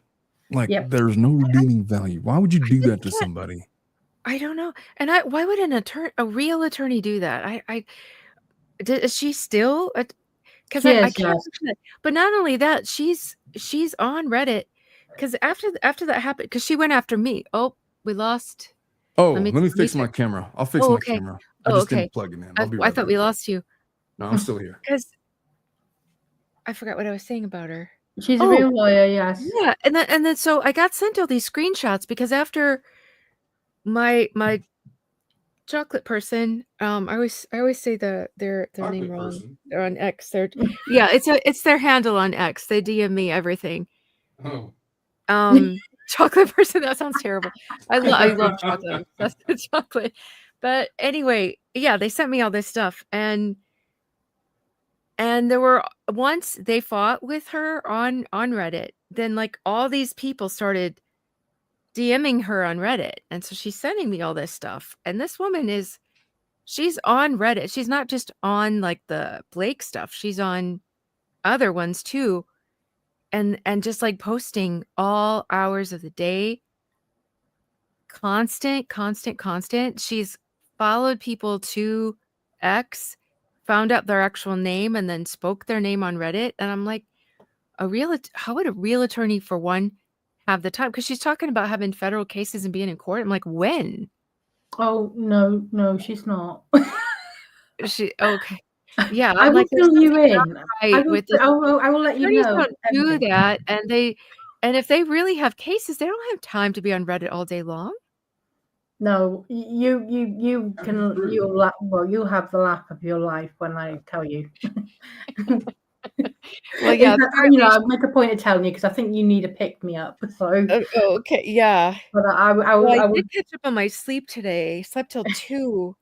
I was so happy, but yeah, I guess she's still talking about me. Yeah, and yeah, and saying I was upset that I was going to lose my anonymity. I'm fighting for my anonymity because I'm going to get sued. I'm like, do you realize it's just a subpoena to see if Wayfarer paid me money? How am I going to get sued? No, I know, it's stupid. How am I going to get sued? It's lady, if you're listening, stop being obsessed with me. I don't like you. We're never going to work out. It's not me, it's you. Forget I exist. Find someone else. Crazy lady. Anyway, go ahead. Could y'all even hear me? I'm like way back here trying to fix my... Yeah, you sound like you're in the bathroom. I'm not in the bathroom. I'm behind I'm just fixing my camera. It ran out of charge. Did we make you blush, Omar? Not at all. Oh boy. When I come back over there, I'm going to do the super chats. I promise. Oh, okay. Peapod said Omar dropping deuces. I was like, are we going to get a stream check? No, man. No, not at all. Courtesy flush. I think I'm back. Yeah, I can't go through the... I can't put anything on the screen because it's Omar's, so I can't go through them for... Oh, there we go. All right, I'm back. Okay. And did everybody notice Omar's back in purple today? No, I changed my lights back. I like the purple, man. I don't know. Yeah. Purple's the vibe. Like I had it white, but I felt it's just so boring. Yeah. I don't know. Some people said they like blue. Some people like the white. Some people like purple. Just switch it up from time to time. Yeah, so we never know which Omar we're getting. Never know what you're gonna get. Amy Shepard says, I feel the outcome of this case could set the foundation for future cases in ways we never imagined. I think we talked about this. And did I do this comment before? Did you make him blush? I feel like I don't know. Larissa Pena with a $2 super sticker. Thank you so much for that. Glow loves books. Glow loves books. I love books too. She says, this is exactly why they asked for permission to subpoena someone they couldn't reach via social media, because this was their plan all along. I don't know if it was their plan all along. I just think that they've just run out of moves and they have no evidence. Yeah, they read the social landscape and they found that, now we're at the stage where she's going to be deposed and there's no more hiding from this. And they're trying to take the pressure off a little bit. Let's just cause a distraction. How about a little diversionary subpoena to these random YouTube creators? Make sure you don't subpoena any attorneys and we'll be good. And then what do they go ahead. What do they call that when it's like this? What comes up the most often in a search? That's what somebody commented. And I was like, that could be, because there was all this talk about the Van Zandt sham subpoena. Yeah. So now the news is all subpoena this, subpoena that. Now, when you Google Blake Lively subpoena, this is what comes up. And maybe this is less bad than the Van Zandt. I don't know. I just know that in the past, I've done like mock depositions of Blake Lively. I did that with Anita. I think I did it with I I was gonna do it with Melissa, but she couldn't do it for whatever reason. But yeah, we were like all gearing up for this deposition. It just makes all the sense in the world. This is the time when they're subpoenaing. They know there's nothing there, but they're gonna whatever, man. Chaos in her mind says, Cassidy, have you filed 3 times? Perez said someone's second amended submission was also not accepted. Perez's video titles Blake's having a good week.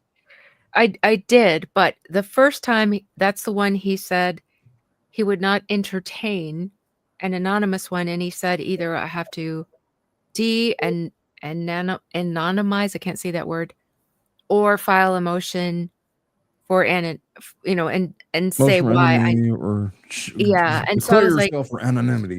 I'll use my LLC and stuff. So I filed it, but then the second one was on me. And I posted about it in my community tab. In the email that we send with the filing, we're supposed to put phone number, address, name, that sort of thing. And that's what I was saying. I was so stressed at that point.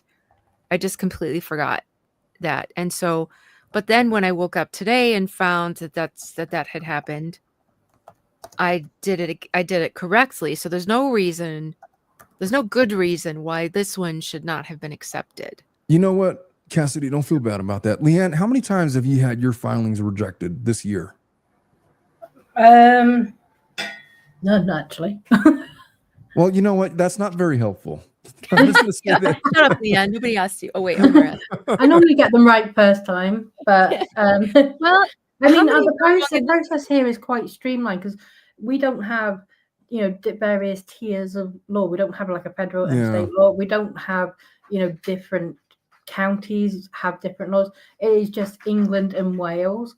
Scotland has slightly different laws, but they're not drastically different. And then Northern Ireland has, like similar to Scotland, slightly different, not drastically, but they all kind of overlap.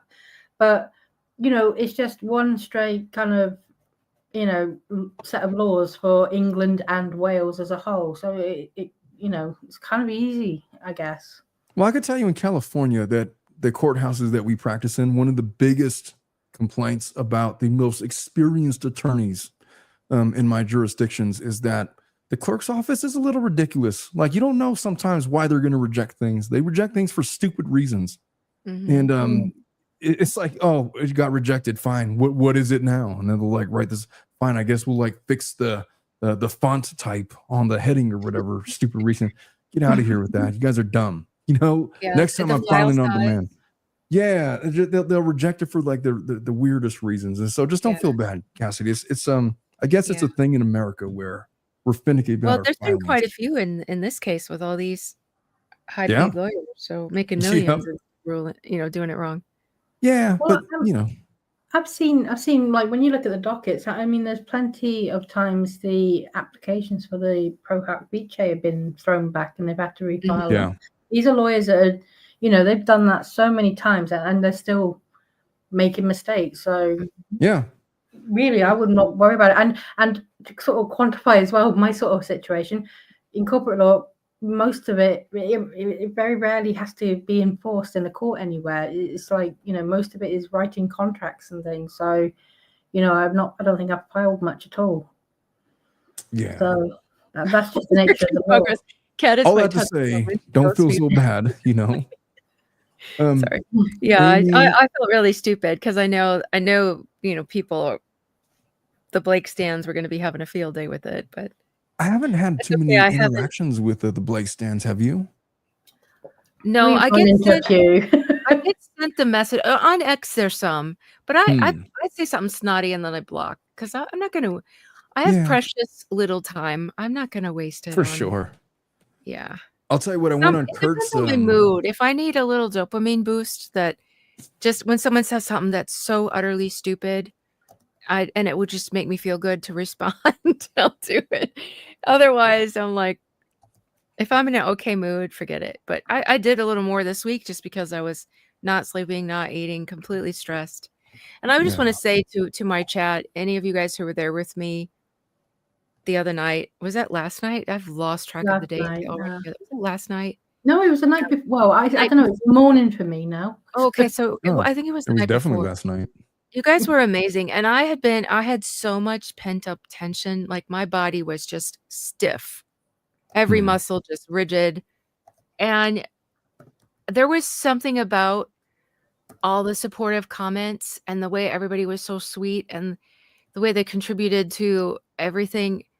When I finished the live, I was like rubber. I was just like melted, just floppy. Like all that tension was just gone. And you started it off, Omar. Me? What did I do?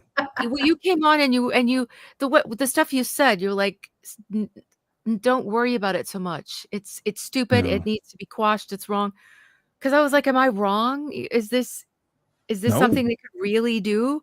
You were And not then wrong. everybody's love and support, like truly, I was floppy after that. And I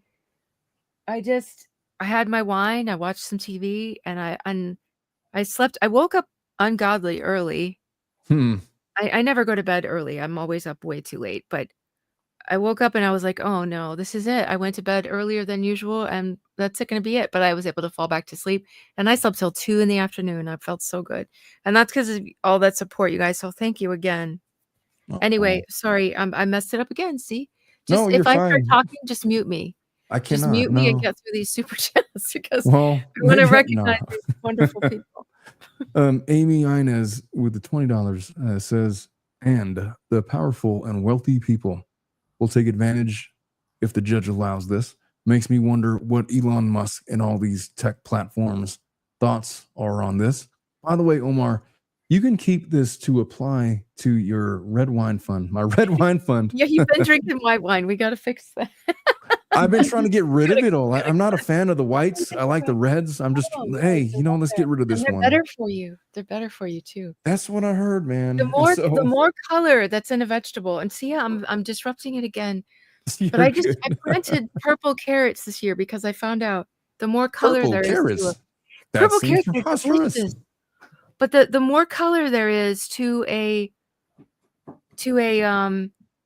fruit or vegetable, the better it is for you. I forgot what's in it. It's like this ridiculously long word that has every letter of the alphabet. Oh, so like I know what the word you're darker talking the about. grape, even though I love green grapes, I love those cotton candy grapes. Or something like that. But Yeah. it's something long, but yeah. So I got this bag of Paraffenals or something like that. I don't know. There's red, there's purple, there's orange, there's white, all these carrots, and they were so yummy. So they're delicious. You just gotta, so I they're not bad. Purple ones. I'm so excited. But the the chipmunks won't stay out of. I have this like tiered planter, and I think they think it's like condos. They're like, we're not on the ground no more. We've got these fancy wooden condos. We got 3 floors, and they just they climb up and they keep digging them up. So I have to keep putting them back in. But I don't want to get rid of them because they're so cute. Anyway, I'm going to shut up. Mute me. I refuse to mute you, Cassidy. I will not. That'd be like I'm going to mute myself. I really am going to mute myself. Ramon says, and thank you for the 5. She says that little girl doing astronomy was almost crying because of this. Unacceptable. What is she talking about? The astronomy thing. What did I miss? Oh, it's one of the people that was subpoenaed. She had was it astronomy or astrology? I think. Is that the 38 subscriber channel? Yeah. She has an astronomy channel? Oh no, I think it's astrology. Oh, what's the difference between astronomy and astrology? Well, astronomy is there's a big difference, actually. Astrology is a star sign. Astrology makes more science sense. And one is right, understood. That was a stupid question that I just asked. I apologize. Super. I understand the distinction. Tiffany Guolado says, have any of you or the others reached out to any First Amendment rights groups? If not, all of us, we need to. I've heard that ACLU, right? Yeah, well, but I want to hear your take on it, Omar. I don't think that they're going to mute again. All right, I'm gonna mute you. She muted herself. I don't think that this is the kind of case that the ACLU would pick up because it's not salacious enough. Look, the thing about the ACLU is they're great when it comes to like these cases that would make for really good movies. But when it comes to like people that actually need the help where maybe the facts aren't so salacious, they don't do that. They don't do very good. I would not rely upon them. And furthermore, I don't think that you need to. No, I think that you could don't. probably talk to any second or third year law student and they would understand the First Amendment implications and be able to write for you an effective motion to quash. And what's more, I think that Cassidy has done really well under counsel of various others, and Leanne has been a champion for content creators' rights, working behind the scenes with people to try to help them out. That there's enough of a template out there to be able to write your own motion to quash that will be effective. Just keep in mind, you're not being sued for like all of your life savings. Your freedom is not on the line. They're literally after your identifying information. That's what the fight is for. That's not usually the kind of thing that the ACLU signs up for. It's something you can do yourself. Would the ACLU anyway be kind of conflicted, because obviously the opposition, the party that we're kind of fighting back against is alleging sexual harassment. So, I mean, the ACLU is supposed to stand up for civil rights violations, right? And so I don't know if they'd be conflicted or not. I just don't believe they would pick up this case. Did they not write? Did they not contribute to the amicus brief? I can't remember. And there were so many organizations. I don't remember seeing the ACLU in there, to be honest with you. And if I'm wrong on that, I'm wrong. But I don't remember seeing them listed as a contributing author. And if I'm wrong, I'm sure somebody will correct me. But I just don't remember them. No, and if they did, well, that's surprising to me. That would be wow. I did not expect them to do that. Good for them, I guess. I don't remember, but I guess my overarching message is: do not rely on the ACLU for this kind of an issue. I think you could do it yourself. It might be too small. They probably go for the litigation, not a subpoena. Yeah. And so I hope that answers your question. Geo loves books again with the 5 says, as a survivor myself, I am offended by women like Lively Heard. And that's just it. I think that's what most of us are here. We're just so angry. Yeah, 100%. It's just, it's an insult to our intelligence for her to try to promote these ridiculous allegations as legitimate sexual harassment against a guy like Justin Baldoni, whom you've had years now to dig up dirt on. And the best that you could do is his self-deprecating speeches he has done for the benefit of young men trying to grow up. That's it. Yeah. And then the no teeth text message leads to, oh yeah, my wife and kids are at home and I miss them. Yes, that was so funny. I laughed my head off when I saw that, because she's like, oh, if you knew me in person, you'd see how flirty and yummy. And get out of here with that, Lively. Never with her cold sores. And he's like, I'm crying because my wife and kids are leaving. She had to feel so That stupid. was not the reaction she was expecting. Nope. Very clearly it was not. That was hilarious. To be fair, I'm not sure like how much worse of a rejection you could possibly get with him trying to be nice. Like, imagine you just shot your shot and it's like, yeah, thanks, but I miss my wife and kids. See you tomorrow. And he sent a picture. He actually sent a picture of them saying goodbye. What an indictment against her. Oh, he was so sore. That was the inception of the sexual harassment complaints. Yep. K-Rab says, all you have to do to get monetized on X is to purchase Ace, the correct blue badge, or have the correct blue badge. Then you get pennies for clicks. Nah, I don't need their pennies. How about that? Yeah, I did. Are either of you monetized on X? There's more to it than that. You got to have 500 followers who also have blue clicks. That's not just anyone. It's people with blue clicks. And you got to have was it like the interactions where people have interacted with your posts, 5 million of them within 3 months. I see. It's actually quite hard. on the verified users, it's quite hard to hit the mark. It sounds like I don't think I need to monetize myself on X or try to. How about that? Geo loves books again with the $2 says that Andy story is old, Omar. I believe it. Amy Shepard says, Omar, thank you for being a natural fighter, protector in life We need more of you. Well, I agree. You do need more of me. I'm totally kidding. You guys do not need more of me. Trust me. There only needs to be one. I'm enough. I'm very imperfect. Never mind in that. But for as long as I'm around, I'll do my best to stick up for my friends, in which I consider Cassidy and Leanne and Lauren Knighty and Andy Signori and all of the others and all the people that I've known and I've met and I've interacted with. If I consider you a friend, I have your back for always. That's just how it is. It's just how it is. I was telling Lauren yesterday, I don't know. I heard Cassidy crying and just like, fuck, I need to go on her show. Even for 3 minutes, I had something to do. It was like, I'm going on. I got to tell her something. I don't know what it was. I got to tell her something. I don't know. I hope it helped. I felt like I was a little manic when I went on your show. I needed somebody. I needed somebody to, because I felt like my legal arguments were sound, but I needed, I don't know. I just needed reassurance. And you were so matter of fact. You're like, this thing is stupid. It's going to get quashed. It was like, slap, wake up. It was what I needed to hear. Because I was grateful that it could help. Yeah, it was like you started crying. I was like, what? No, not Cassidy. No, she can't be crying over this stupid thing. No way, man. No. Send me a link right now. I got 3 minutes. Oh boy. Jess Ricardo says, I'm late. What'd I miss? Hi, lovelies. I don't think you missed anything of note, Ricardo. I don't think. Well, you missed a whole lot. If you just gotten now, I guess. A whole hour and 41 minutes. My God, we've been going for so long. Oh, well, sorry, guys. Stephanie with $3 super sticker. Time flies when you're having fun. Thank you so much. And is that a fish? Is she holding up a fish? Am I seeing that right? Oh, wait. I got to expand. I got to see what is in her picture. Oh, it's a horse.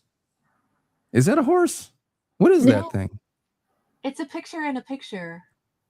It's hair. Oh, I see it now. I see. So that's her. Yeah, I thought someone was behind sitting a picture next of to her herself. with long hair hanging down, but it's a picture. My vision is bad. I thought it was a horse at first. Never mind. Just leave me alone. She's gonna take the money back, Omar. I'm sorry, Stephanie. I meant the best. You called me a horse. It was my eyes. It was my eyes.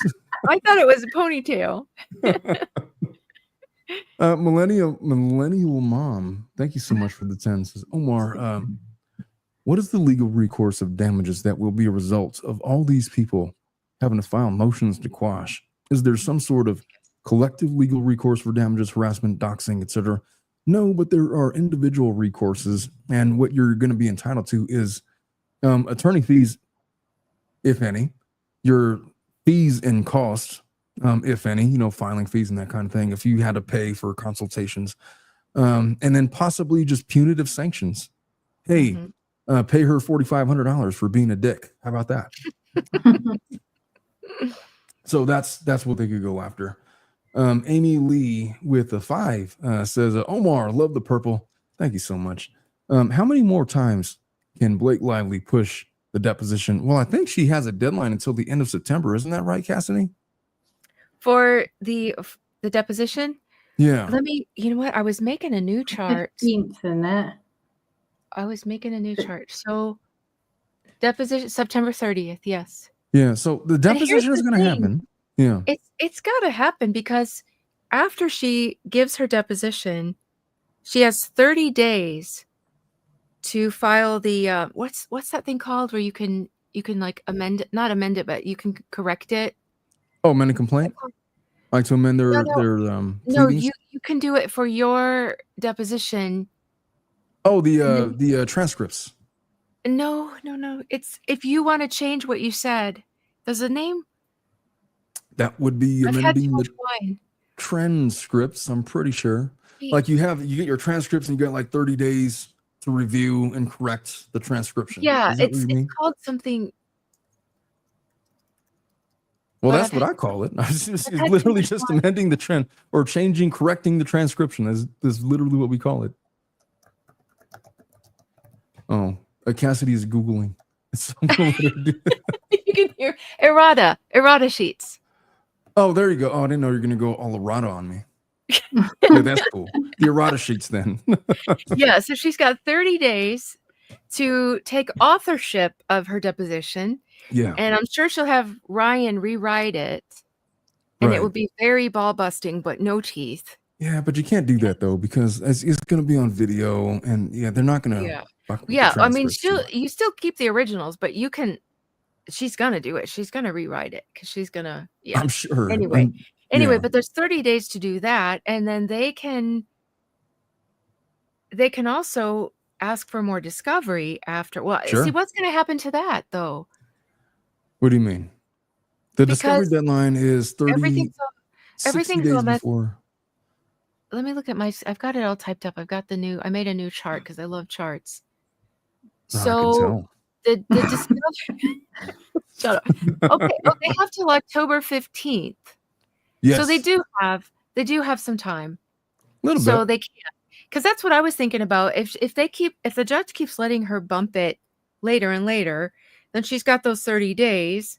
And if they decide they want discovery based on things they learn in her deposition, how's that all going to work? But it will. I don't think that the errata deadline is going to necessarily be affected by the discovery deadline. That's not the same thing as completing discovery. It's just like discovery that's already been conducted, and we're just correcting minor things, Oh, okay. So that doesn't have to be done by Yeah. By the way, Amy says, love Cassidy's voices and how calm Leanne is always. Brits, right? Yeah, totally. It's the Brits. Yeah. that accent. Yeah. I just finished watching this show with Ricky Gervais. And what was it called? Afterlife or something? That's a really good show. It's like, to granted, it's like 3 seasons. Oh, I'm sad my wife is dead. It's like, all right, buddy, like get over it. But like it got such great messaging. And I finished it like episode 3, like the season finale. It was really good. Really impressed. I love that guy. I love that guy so much. I love really British. I have BritBox, and I watch. I love British TV. It's a higher level of American TV. I have to say. I think. I'm a fan of the British Office, by the way, with Ricky Gervais as the Michael Scott character. That was the original, wasn't it? That was the original. Yeah, he wrote it. They literally copied episode for episode season 1 of the American Office, and it almost turned me off. It was like, they already did that. And then it got better, obviously. But also Monty Python. You got to give them credit for that. That's comic legend. Well, mine too, Jane. But my navigation app is British voice. Mine too. Oh, is it really? No. Yeah. Well, I drive a Land Rover, so it's like the built-in one is British, but even my phone one is. Do you know when I do a live stream or something, like the other day when we had when we had the filing that Lively put in with she had that lawsuit, the Vin Diesel lawsuit. Oh yeah, what about it? Right, so I was actually on a live, and it dropped as I was going on live with Anita. Actually, it was with Anita, and I was like, do you know what, Anita? I'm just going to read this live. I don't normally do that because I don't want to tread on Lauren's toes, but she'd already done hers, so I was like, oh, I'll just read it live and then just talk about the law while I'm here. And I was so. Are we past the point where I can swear a little bit now, or no? You can say whatever you want. We're like past hour 45, so do your thing. I was actually dropping all these F-bombs like all through. I was like, I remember. I was like, yeah. Leanne had it that day. I know. I proper went off on one. Right? I was like, why the fuck is she adding this? What the hell's this got to do with anything? Why should she put it on the docket? And like. She'd been told to file something like a 2-page letter, and then she adds in a 407-page attachment. I was like, and she's not even told the judge, oh, you need to just look at this bit. She's like put the whole thing in, all for like 1.5 page, which is about Friedman getting in someone's face. And I was like, effing and blinding. And then someone said to me afterwards, like, they put out all the British actresses, like Judi Dench or Nanny McPhee. Like, someone actually said to me, do you know what? You sounded like Mary Poppins on crack. I Okay, I'm going to take that. Yeah, I was like, Oh, Mary "Whoa, Poppins for yeah." sure. Yeah, Leanne had I just could hear it now. I can't unhear it. You're Mary Poppins now. I'm Judi Dench. I'm Emma Thompson. I'm, Oh, I love Maggie Judy Smith. Dench. I've heard it all. I don't mind. I've had one say I sound like the shipping forecast. Yeah, I have a Mary Poppins and I have Siri on my live stream right now. Oh, it's wonderful. You know what? It's an eclectic mix of voices. I'll tell you that much. Yeah, because Between the you're three the of us. voice everyone talks about. Oh, nobody talks about me. We're a Certainly not trio. about my voice. Oh, I do. Yeah. Oh, I do. absolutely. I always say to Lauren, like, I enjoy listening to catching up with your streams either in the morning when I'm just trying to get up and start the day, or at night when I'm wound down from everything what I'm doing. And it's just I find honestly your voice is really relaxing, but I find the same. I've said the same about Cassidy as well. Yeah, I really want Cassidy, I want Cassidy to do like one of those sleep apps, Yeah, people keep saying that. I should do it. You Maybe I should can make make a myself go to fortune. sleep. Why not, man? That's the most common one I get. Oh, I fall asleep to your show. It's like, oh, you I put know me to people sleep. say that to Thank me, you. and I'm like, am I boring? Like, what do you mean It's by like, that? I feel like that's kind of a backhanded comment. What's that about? How do I take that exactly? I got to acknowledge Aquanetta with a 50. Thank you so much for that. She says, Omar, you are my lawyer, just so you know. Much love. She's my favorite. Aquanetta, she's been with me for, I don't know how long now, since I started covering this case for sure. But she's always in the chat. I love that lady. She's always one of our great commenter contributors. And she told me that I put her to sleep too. So how about that? But at any rate, folks, we've been going for almost 2 hours now. And I know that Leanne has to get some sleep. Oh, yeah. Poor Leanne. And Cassidy, I know it's probably late for you too, but listen, folks, I sleep it's late for me. You sleep like how? It's bad. Well, you're a night owl, and there's a danger to that. And the danger is you don't get any sleep. Yeah. But I'll tell you what, it was such a pleasure to have both of you on the show. Yeah, and Leanne, I hope this time around I let you talk in a sufficient amount so that I'm not accused of over talking everybody. I didn't know that people had no one said anything to me. I just heard you mention it to Laura, and I was like, oh. Well, I got it in the comments. It's like, why are you going to have her on the show if you're not just going to talk over? It's like, was I doing that? I didn't know I was doing that. I didn't think you were doing it, but I mean, like, because I come on because I wanted to hear your perspective. I was like, I don't get to talk to other lawyers, and it was really great for me to just kind of be able to talk with someone who can think the same way as myself. So I enjoyed that, and I like to sort of say, well, go through the whole. Well, this is what I think. What do you think? Mm-hmm. No, it was a great. I had a great time talking to you, and even tonight, it's always good to have another lawyer's perspective. Most people I have on my show are not lawyers, and there's nothing wrong with that. No. But it's always cool to have somebody that's actually practiced to throw ideas off of, and so for that reason, I'm eternally grateful to you. And then of course, Cassidy, you've done such tremendous work on this case, just all on your own. I don't know what you do officially, and it doesn't matter. When I thought, I was like, oh, she sounds like a law professor. I don't know what she does, but she's got to have some kind of background in law, as accurate and as detailed as these videos are.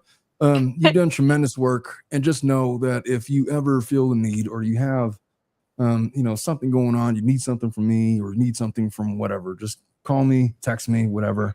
I will be there. I'll go whatever you need. I'll be on your show. Hopefully we'll do this later. Multiple other times, whenever you want. You're always welcome here. And yeah, man, but don't worry about this motion to quash, man. It'll get done. Okay. It will get done. I promise. Yeah. We're not going to stress over it anymore. We're just going to get things done. Just get it done. Yeah. I just need a stamp. That's all I need. I just need a stamp. Just get the fucking stamp. We'll be all right. I think it's a good motion. I think it's going to do well. Think positive. Yeah. Come on. I got to acknowledge Bruce in the chat. What's that? I got to acknowledge Bruce in the chat. I saw him because yesterday Lauren was in control of the comments. And so I only got to see the comments that she put up. And I'm like really bad at reading them anyway. But he was like saying all kinds of stuff. And I'd say his name like once. So what's up, Bruce? It's good to see you, man. Anyway, with that, I really got to go. I got to, I got to go. I got to wrap it up. I got to get up early in the morning. All right. Thank you for having us. You all have the sweetest of dreams. Don't stress too much. Tomorrow is Friday. Take some solace in that, and we will see you guys next time. Bye-bye.